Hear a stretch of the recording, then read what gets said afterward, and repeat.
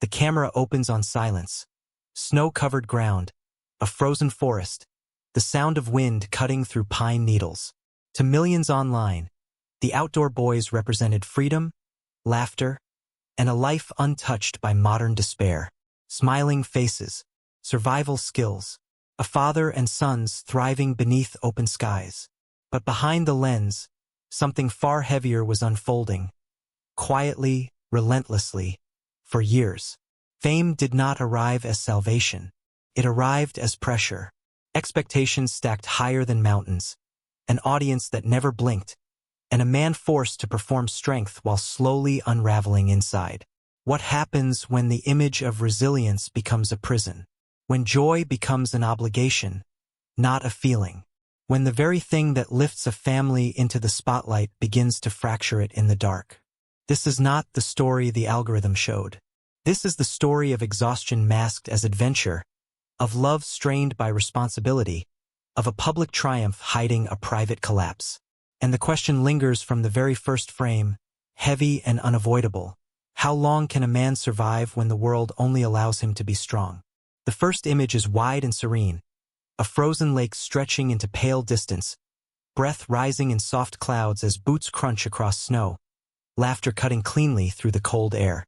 On screen, the outdoor boys exist in a world untouched by collapse, a place where effort is rewarded and survival feels pure. Millions watch from warm rooms and glowing phones, seeing only confidence, patience, and a father who never seems tired. He teaches, he smiles, he provides, and the wilderness responds as if it, too, believes the story being told. Behind the camera, the rhythm is different. The day does not end when the lens clicks off. It continues late into the night, illuminated by editing software and quiet anxiety, the hum of a computer replacing the crackle of a campfire. His voice, so steady outdoors, softens with fatigue indoors. The weight of expectation settles in his shoulders, heavy and invisible, carried without complaint. Consistency becomes a silent commandment. Every upload must reassure. Every moment must prove worth. The psychological pressure builds not with chaos, but with repetition. Another trip, another lesson, another promise to the audience that tomorrow will be just as calm, just as capable, just as inspiring. Fear begins to move through his thoughts like cold air through a cracked door. Fear of missing a week. Fear of losing relevance. Fear of disappointing the children who look at him not just as a father, but as an example of unbreakable strength. Rest feels undeserved. Stillness feels dangerous. In public, admiration surrounds him. Comments praise his patience, his resilience, his devotion. In private, admiration becomes distance. No one asks how long the smile lasts after the camera stops. No one sees the pauses between sentences growing longer, the way his eyes linger on the ground before meeting the lens again. The wilderness remains beautiful, but it no longer feels spacious. It feels demanding. At night, plans replace sleep. Future episodes are mapped in his mind with obsessive care, each one a barrier against uncertainty. The fear of becoming ordinary presses hardest in these hours, when silence offers no applause. He measures himself against his own image, wondering when the gap first appeared. The man on screen looks fulfilled. The man behind it feels hollowed by responsibility. Still, the image holds. The family laughs. The lessons land. The views climb. And with each success, the mask grows heavier, polished by praise yet tightened by fear. The foundation trembles quietly beneath frozen ground, unseen by those who only look at the surface.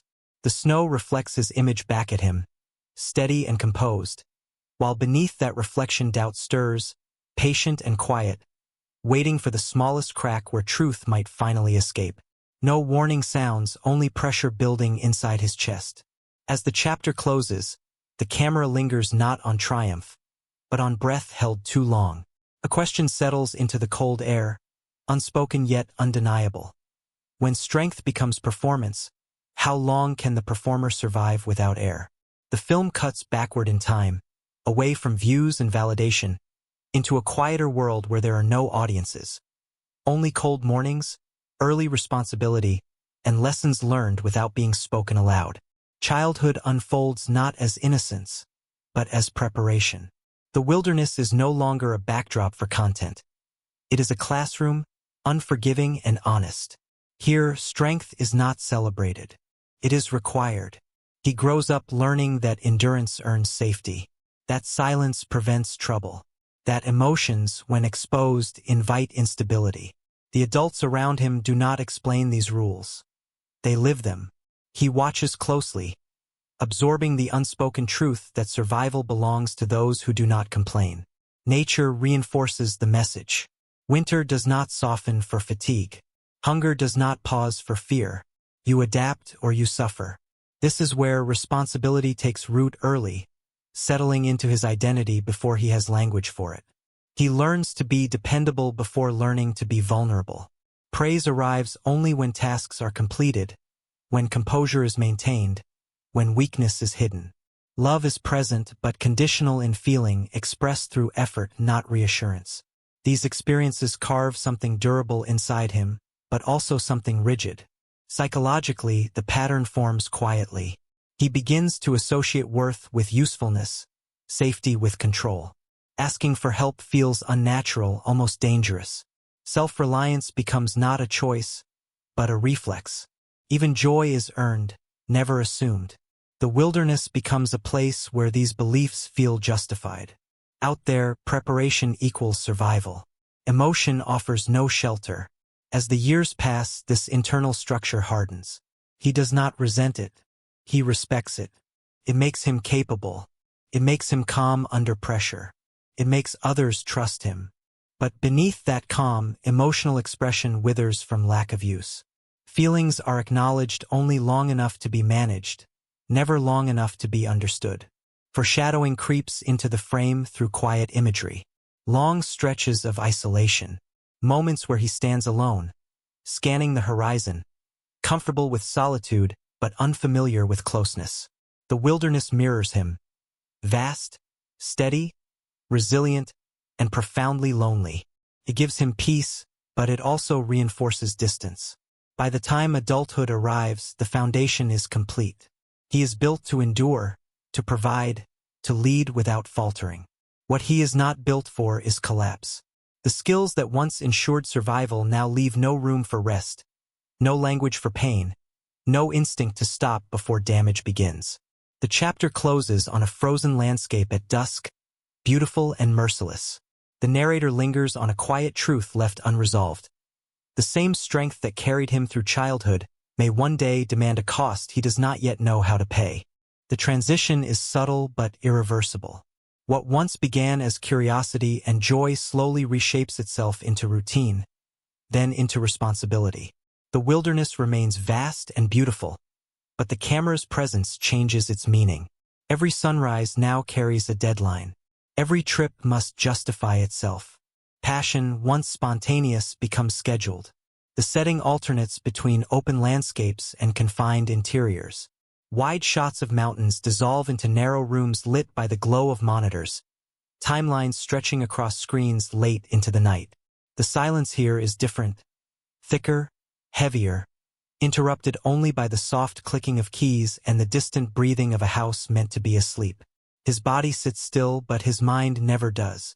It runs ahead, calculating what comes next, what must be better, what can never fail. Psychologically, the transformation tightens around him. Growth brings security but also surveillance. Millions are watching now, not casually, but habitually. He feels it in small ways, the pressure to maintain tone, the fear of repeating himself, the anxiety of appearing tired. The channel is no longer just an outlet. It is a promise. And promises, once made publicly, feel impossible to break. Loneliness creeps in disguised as discipline. Friends exist, but they do not share this reality. Family is present, but increasingly framed through purpose rather than presence. Moments that should be private begin to feel productive instead. A laugh becomes footage. A challenge becomes proof. Even rest is measured by how quickly it can be turned into content again. He tells himself this is temporary. Just one more upload. One more improvement. One more stretch of consistency. But the finish line keeps moving.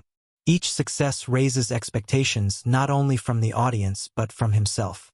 He watches earlier videos and studies his own energy, comparing past enthusiasm to present restraint, wondering when joy began to feel like a performance he must recreate on command. The wilderness no longer offers refuge. It becomes a stage that demands perfection.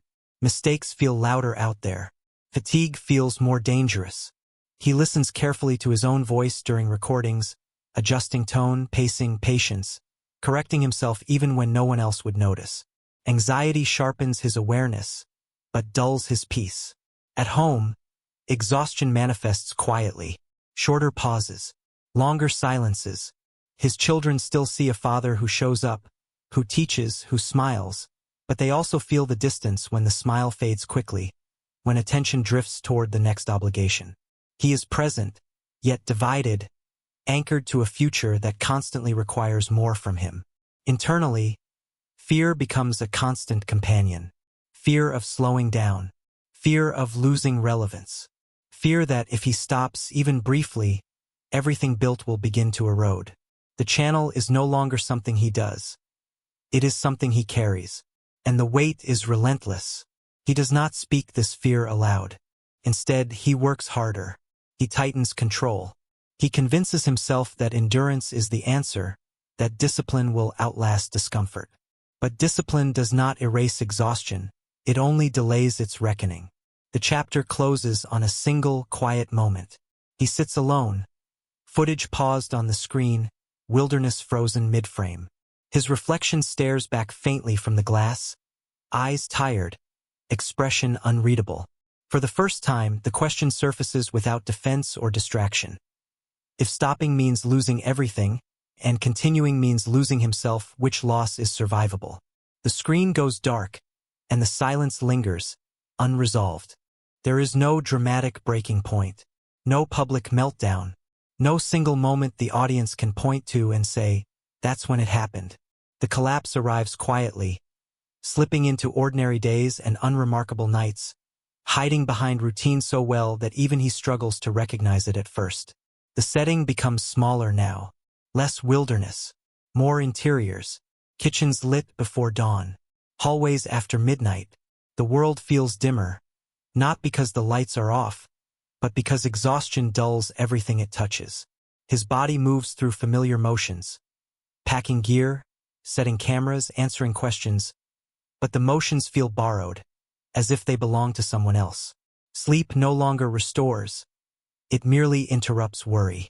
Psychologically, the strain tightens into something darker. Anxiety is no longer a whisper. It is a constant hum beneath every thought.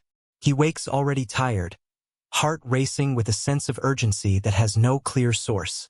Guilt follows him everywhere. Guilt for feeling overwhelmed when he is so fortunate. Guilt for moments of irritation.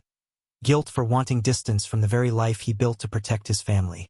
The internal narrative turns harsh. He tells himself he should be stronger, more grateful, more capable. He measures his worth against an image that never rests and never struggles. Any sign of weakness feels like betrayal of the audience, of his children, of the version of himself he has carefully constructed. So he hides it even from those closest to him. The family feels the shift without fully understanding it. Conversations shorten. Laughter fades quicker. There is love, undeniable and present, but it moves around something fragile now, something unspoken. Silence grows heavier than conflict ever could. He withdraws not because he doesn't care, but because he cares too much to admit how close he feels to breaking. Fear settles in during the quietest hours. Fear that he is failing despite constant effort. Fear that stopping would unravel everything. Fear that continuing might cost him something irreversible. The wilderness, once a place of clarity, now mirrors his inner state, beautiful, isolating, and indifferent to human limits. Physically, the signs are subtle but persistent. Tension held in his jaw, shoulders never fully relaxing. A mind that refuses stillness even when the body collapses into bed. He begins to sense that something fundamental is wrong, not with the channel but with the way he is living inside it. The realization does not arrive as revelation, but as instinct. a quiet alarm going off somewhere deep inside, warning that endurance alone will not save him this time. Something must change. Not later, not eventually, but soon. The cost of ignoring that truth feels suddenly unbearable. Yet the risk of honesty feels just as frightening.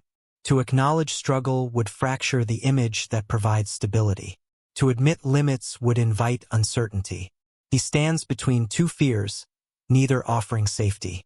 The chapter ends not with action, but with suspension. He sits alone, the house still, the future unresolved. His hands rest motionless, the first time in years they are not working toward the next obligation. In that stillness, a single thought takes shape, heavy and unavoidable.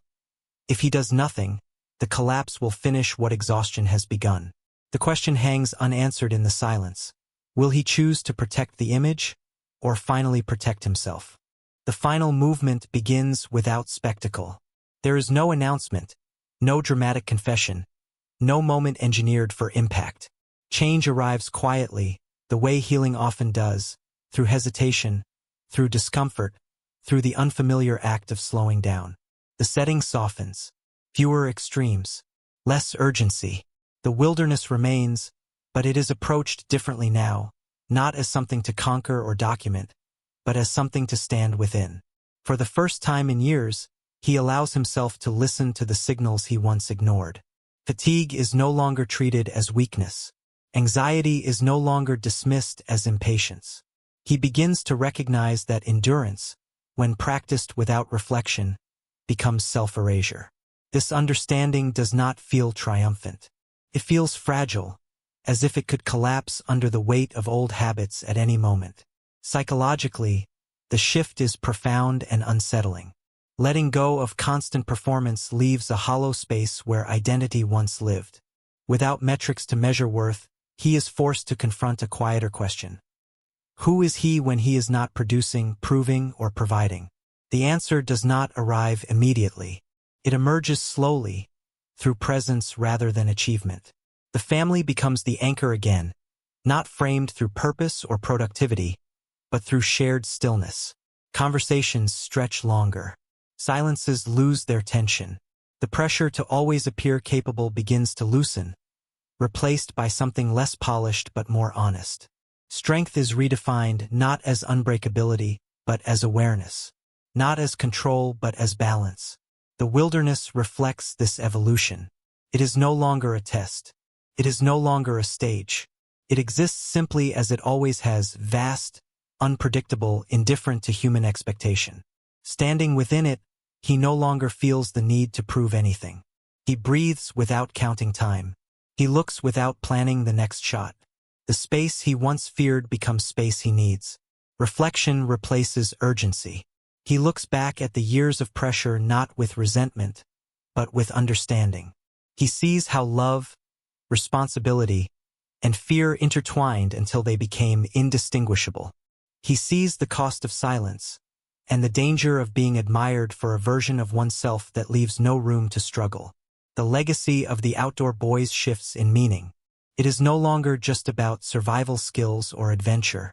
It becomes a quiet reminder that even those who teach resilience are still human, still vulnerable, still learning where their limits lie. The story does not end with resolution because life rarely does. The final image lingers on the wilderness once more, unchanged and patient. He stands within it, not as a symbol, not as a performer, but as a man learning to remain present without armor. The narrator leaves the audience with a single, unresolved truth. Strength that never bends eventually breaks, but strength that learns to listen may finally endure. The screen fades to silence, not as an ending, but as an invitation to reconsider what resilience truly means.